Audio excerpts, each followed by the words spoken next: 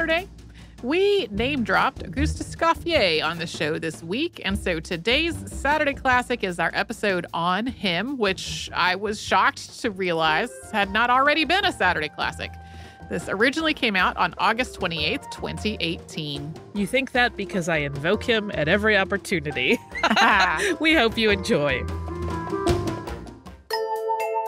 Welcome to Stuff You Missed in History Class, a production of iHeartRadio.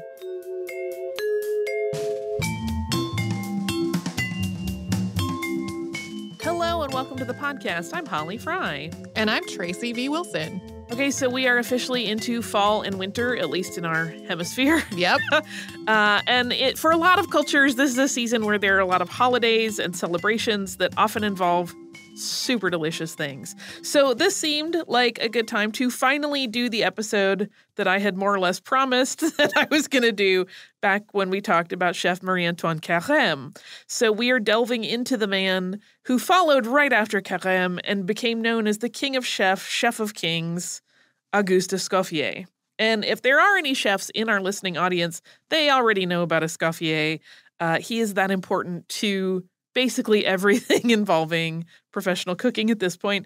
But people who haven't studied cuisine may not realize that this one man really revolutionized food preparation and restaurant dining in ways that are still part of just about any meal that you would be served today.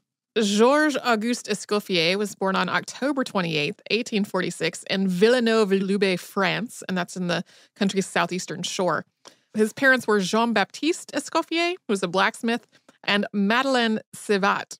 Although Jean-Baptiste had no formal education, he and the other children of the village had been taught to read and write from a priest, and then in turn, Jean-Baptiste shared that knowledge with the children of the community and his own children once he became an adult. Yeah, I sort of love that tradition of teaching that they had in their family, even if it wasn't formal education. The young Auguste Escoffier did not initially want to cook. His dreams as a kid were that he was going to be an artist and specifically a sculptor.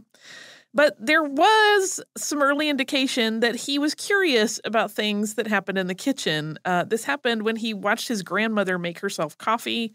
This was at a time when coffee was not guzzled at the rate, for example, that I guzzle it today. It was more of like a special drink you would have from time to time. But after he watched her, he waited until everyone had left the house so he could try making it himself, which he did, and he was just 10 at the time. At the age of 13, Escoffier began working for his uncle as an apprentice at a restaurant in Nice, which was just northeast of where they were living. So basically, his career choice had been made for him. He would go into cooking.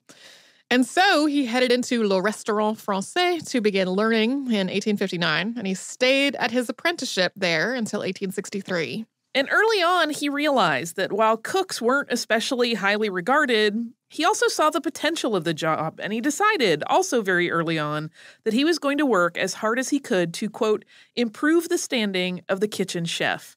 I will also point out that this is a time when the word chef did not have the connotations it had today. It meant chief, like the person that runs the kitchen, although he wrote that particular line much later on when it also had the connotation of being in the kitchen. I just want to make clarity for that. He started writing menus very, very early on in his apprenticeship. He took a great interest in menu writing specifically, and he carefully selected words to name and describe dishes that he thought would sound, quote, gentle and pleasing. And when it came to menus for special occasions, he described them as a sort of poem recalling the happy hours spent. After his apprenticeship, Auguste was very busy with a whole series of jobs. First, he was hired as first assistant at a restaurant called Cercle Mécène in November of 1863. When that kitchen closed for the summer in April of 1864, he moved on to Les Frères Provençaux in Nice as kitchen chef. He trained there for 6 months before being hired at Chez Philippe. And then in the spring of 1865, he moved to Paris to work as a kitchen aide at a restaurant called Le Petit Moulin Rouge, which catered to the high society, including the royal families of Europe. Yeah, he basically was always kind of jumping up, even though the rankings of those positions as we know them today may sound lower in some cases when he went from one to another. He was going to a bigger restaurant, so it was still a move up. And a little more than a year into his Paris job, Escoffier was called up for mandatory military service. So from September 1866 until the following spring, he served in the active Army Reserves at Villefranche-sur-Mer. And as soon as his military service was complete, he returned to Le Petit Moulin Rouge. A few years later, military service called again. The Franco-Prussian War had begun, and in July of 1870, Auguste was selected to be chef de cuisine at the Rhine Army headquarters. He was feeding the chief officers, and his accounts of providing meals during this time show how really committed he was to his ideals as a chef. Even while he was camping in mud with the rest of the men, he wrote out menus for every day the night before. Sometimes he would start food prep at night. He became really adept at improvising to create these multi-course meals, even in very rough circumstances. The men who he served ate roast beef, potato salad, soft-boiled eggs, and sautéed rabbit, along with fresh sausage that he and his assistant made themselves in camp. He would catch wild animals, sometimes procure things like eggs from nearby farms, always with a mind toward creating very filling, balanced meals. Yeah, he really was quite nutritionally minded at a time when people weren't really thinking about nutrition necessarily in how they put together meal menus. And literally, when you're in the military, that's probably not always your first priority. But he really took great care and great pride in how he handled things. And Escoffier saw this work as making room in the minds of officers so that they could worry about more important things than what they would eat. He's like, I will take care of your nutritional needs. You worry about the other stuff. But he also saw the horrors of war during this time. He, for example, watched the injured being carried into a makeshift hospital that was set up on the same farm where he and his regiment camped during the Battle of Gravelotte. And he hurried to bring what he could to the men who needed treatment. We'll continue talking about his experiences during the war, but first we're going to pause for a little sponsor break.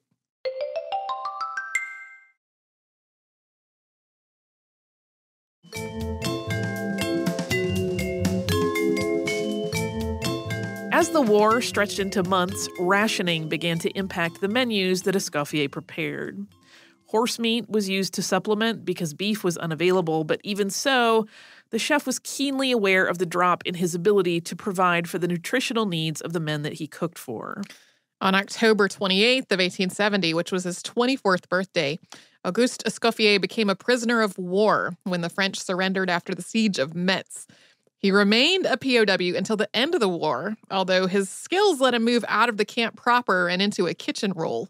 Yeah, there's a great story in his memoir about how even though he was kind of in like a better situation than the men he had left behind in camp, at Christmas that year, he made a point to take as many things as he could from the kitchen that he was allowed to take and bring them back to them so they could have sort of their own little celebration and he could try to help them have a better Christmas than they would otherwise have had.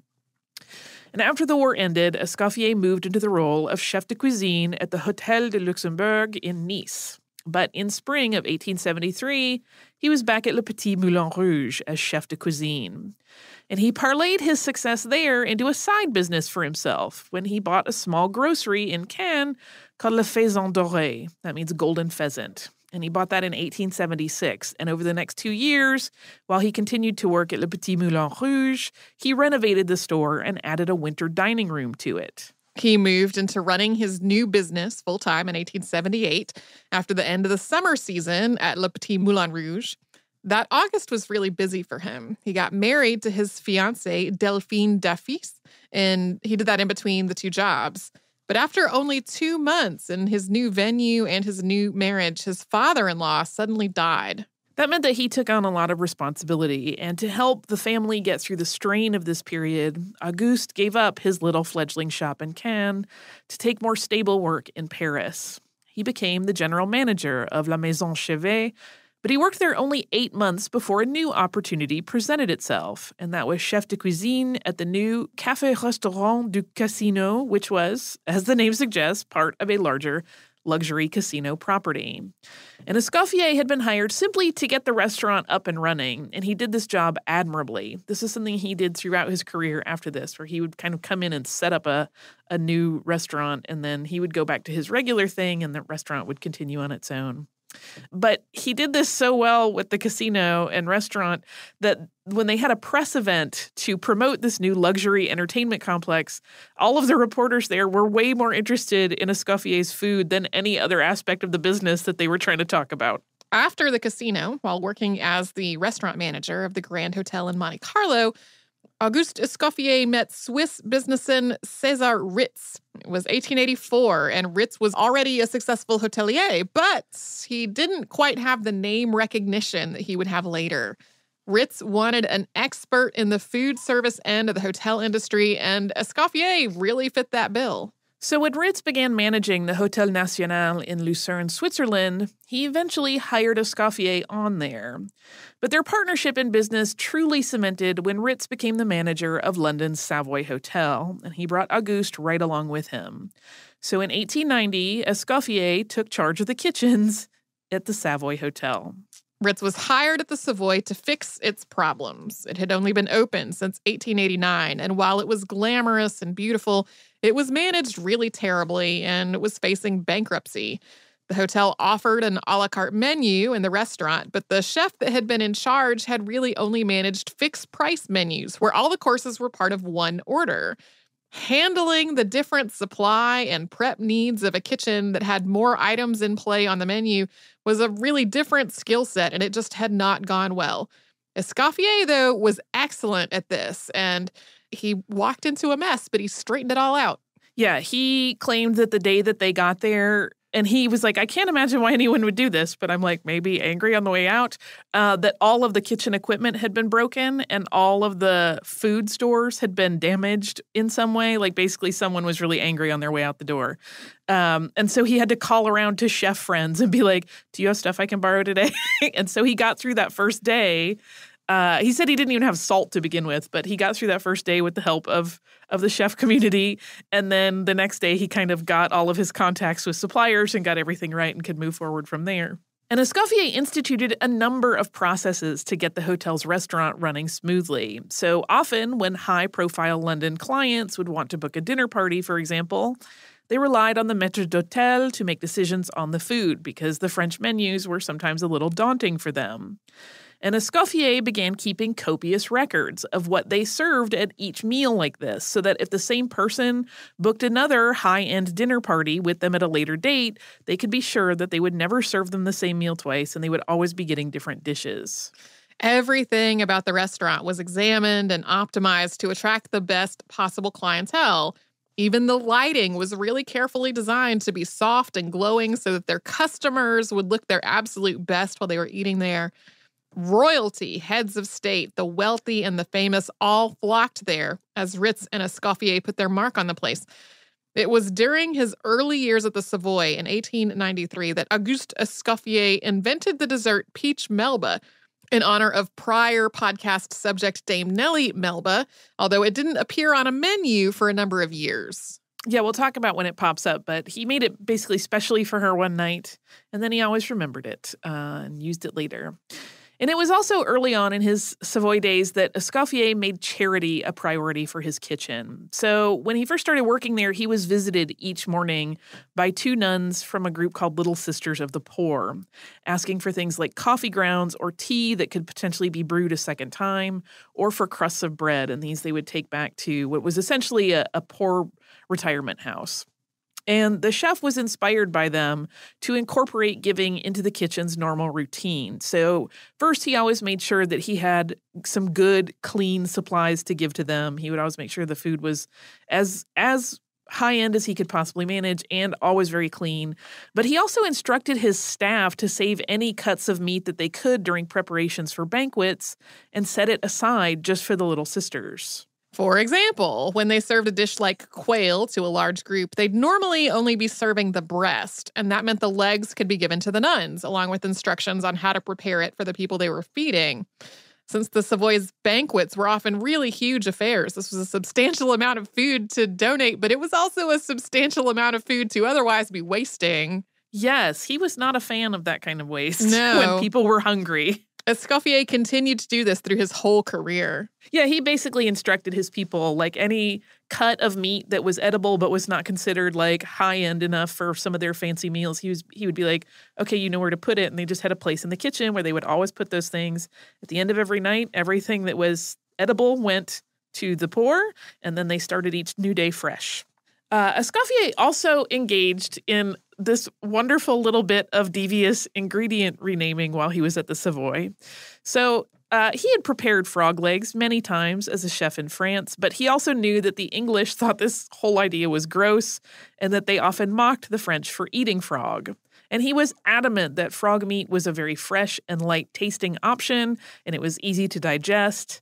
So during a large banquet, again, remember that often these people would just order a banquet and let them select the menu. One of the dishes that he served was called nymphe à l'aurore, or nymphs at dawn. And the nymphs were in fact frog, and his English guests ate them up in a chaud-froid sauce with paprika, declaring the dish absolutely delicious. If this sounds appalling to you, I encourage you, if you see things on your menu that you don't recognize, ask. Yes. It makes me laugh so hard. And there were cases where he, particularly I think it was the Prince of Wales at the time, who was well-traveled and knew French food, recognized what it was and what was going on. And it was like their little shared secret of like, we're kind of pulling one over on these people. While the Savoy years of Escoffier's career were overall really happy and they made him very well known, he didn't finish the 19th century there, and we will talk about his next career shift after another quick sponsor break.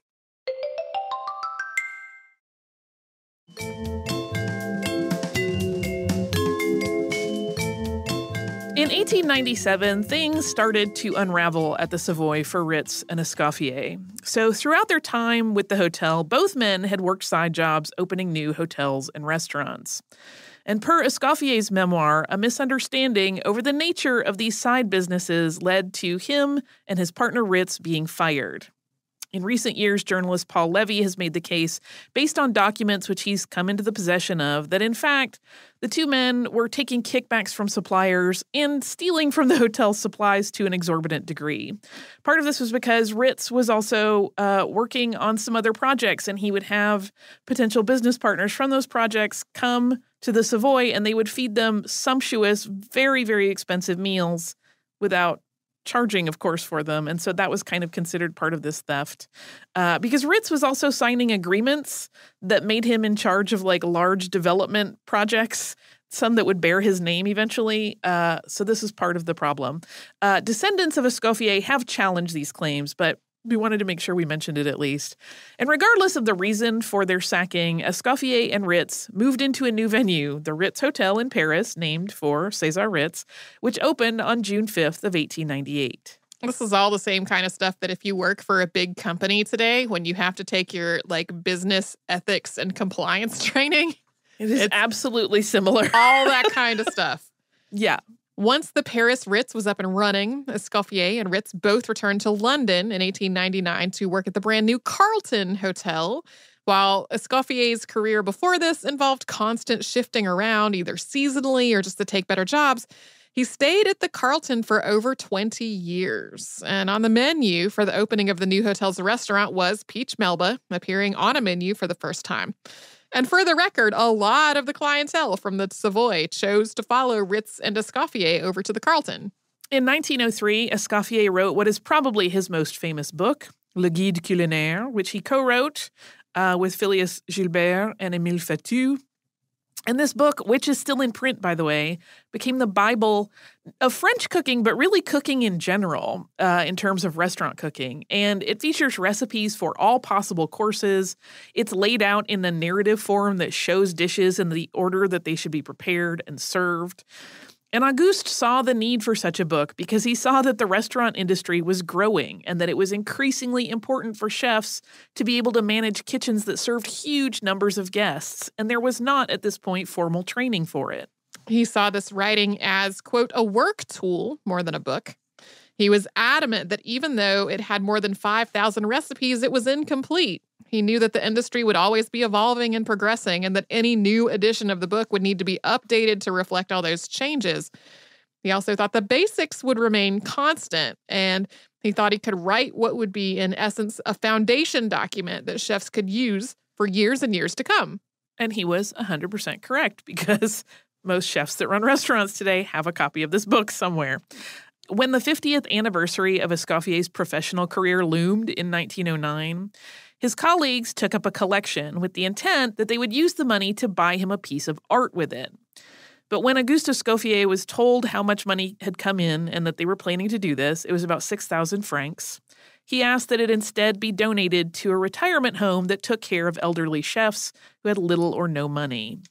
And on the night of the celebration of his career, he was gifted with a silver cup from the hotel rather than a lavish piece of art. In 1910, Escoffier published a pamphlet on suppressing poverty. He felt that if every person followed the adage to love your neighbor as yourself, like really, truly followed it, that poverty would be erased. He advocated for a universal old age pension system, particularly citing the people who had worked their whole lives in jobs that just hadn't allowed them to put money aside for retirement.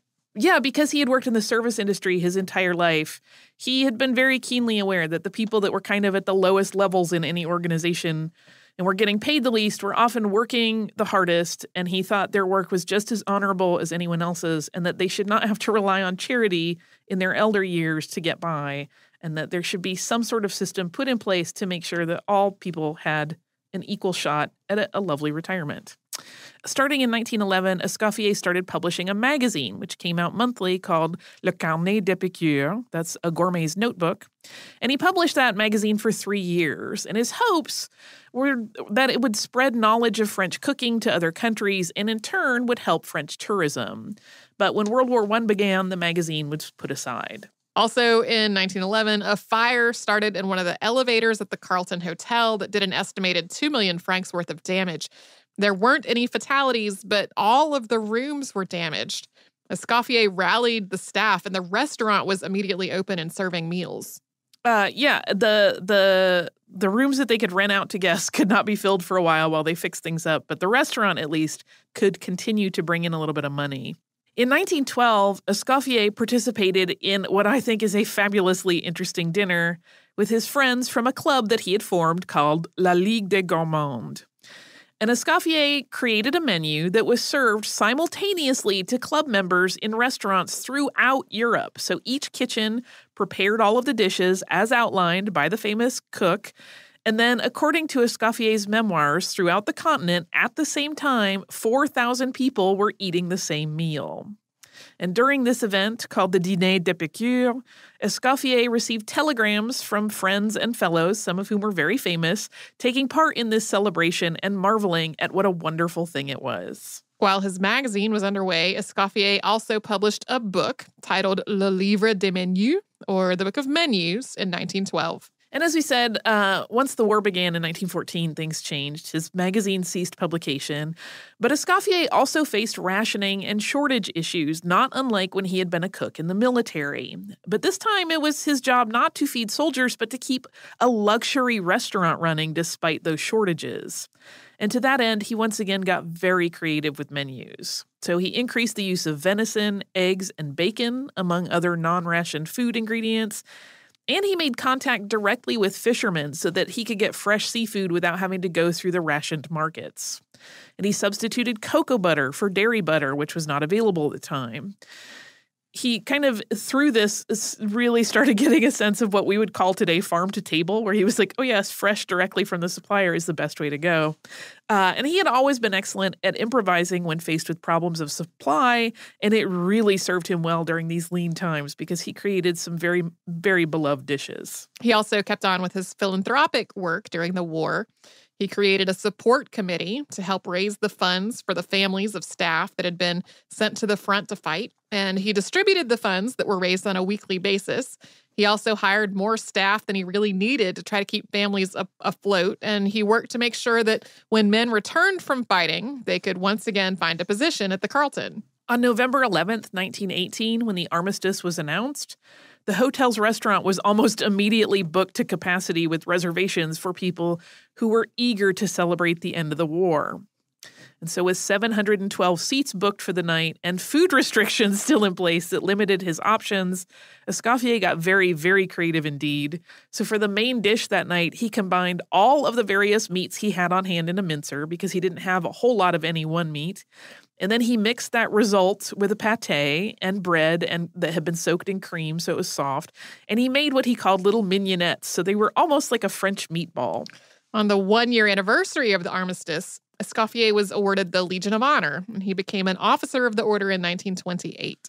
Yeah, he described becoming part of the Legion of Honor as one of the greatest honors of his life.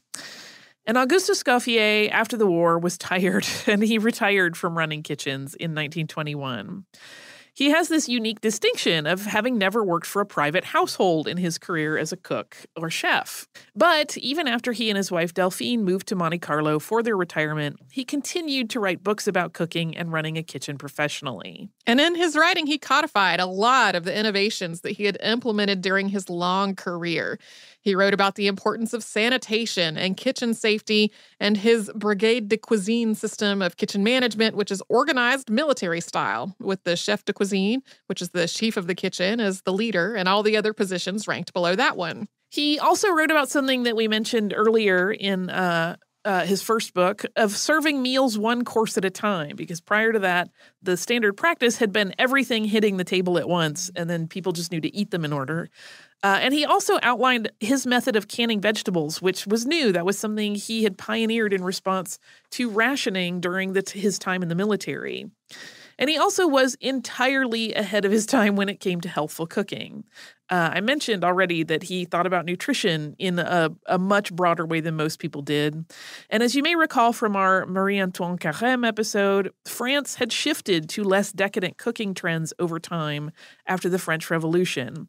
And Escoffier took that idea even farther by extolling the virtues of the freshest possible ingredients obtained directly from farms and fishermen. He felt and wrote that everyone should have access to good, healthy food and what he called a courteous style of living, meaning meals shared among friends and loved ones using fine cooking traditions and shared from one generation to the next. Yeah, he thought fine cooking should not be something that only someone who ran a professional kitchen should know, but that families should know it and share it with one another, and that it should just be part of life. And when you went to a restaurant, it was just so you didn't have to do that, but you had the knowledge. And of course, Escoffier built on the 4 mother sauces established by Marie-Antoine Carême, and the result ended up being a little bit of a rework that landed at 5 mother sauces, which remain standard in French cooking. So those are bechamel, tomate, velouté, espagnole, and hollandaise. Thank you, Monsieur Escoffier, because they have all given me great joy. Auguste Escoffier died in Monte Carlo, Monaco, at his home on February 12th, 1935, just a few days after his wife died. He was 89. His remains were buried in the town where he was born, in his family's vault. Escoffier's memoirs were published well after his death. When he died, his son Paul had assembled all of the notes and documents that he had gone and collected from the Monte Carlo house, as well as Escoffier's apartment that he kept in Paris. And those notes included a memoir that the chef had written. And those works were finally published by Escoffier's grandson in 1985 in French, and those were expanded and translated beginning in 1996 to mark Auguste Escoffier's 150th birthday. Today, the Auguste Escoffier Foundation runs the Escoffier Museum of Culinary Arts at his birthplace. The Auguste Escoffier School of Culinary Arts offers training at several campuses and online courses as well. And Michel Escoffier, who is the great-grandson of the Chef of Kings, sits on the advisory board for the school. And in Escoffier's memoir, which is a great read and really easy to read because the chapters are short, but it's also very fun because you really do get a sense that he could not stop talking about how to make food, because he'll be in the middle of telling a story and then be like, let me give you the recipe. And it will just drop in in the middle of sort of a paragraph of a narrative. But there was a passage in that memoir that struck me that he wrote about when he first entered the cooking profession as a teenage apprentice and how he began to look at cooking. And it really nicely encapsulates his ideology about the importance of this career. He wrote, quote, "At the time, high society held little esteem for the profession of cook. This should never have been the case, for cooking is a science and an art, and one who puts all his heart into satisfying his fellow man deserves recognition." Yay. French food. Yeah. Which is always a big favorite of mine. And I just love his story. I love how he has impacted so many meals that, you and I and everyone who has ever eaten in a restaurant has had. as well as just sort of bringing French cooking to a wider audience. In some ways, we talk about in the modern era, Julia Child being a person that really, really disseminated information about French cooking to the masses, and he was sort of her precursor in that. They have a little overlap in their lifetimes, but they did not actually meet, I don't think.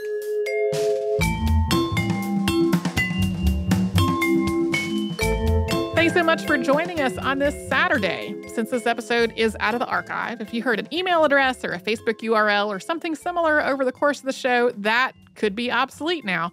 Our current email address is historypodcast@iHeartRadio.com. You can find us all over social media at Missed in History. And you can subscribe to our show on Apple Podcasts, Google Podcasts, the iHeartRadio app, and wherever else you listen to podcasts. Stuff You Missed in History Class is a production of iHeartRadio. For more podcasts from iHeartRadio, visit the iHeartRadio app, Apple Podcasts, or wherever you listen to your favorite shows.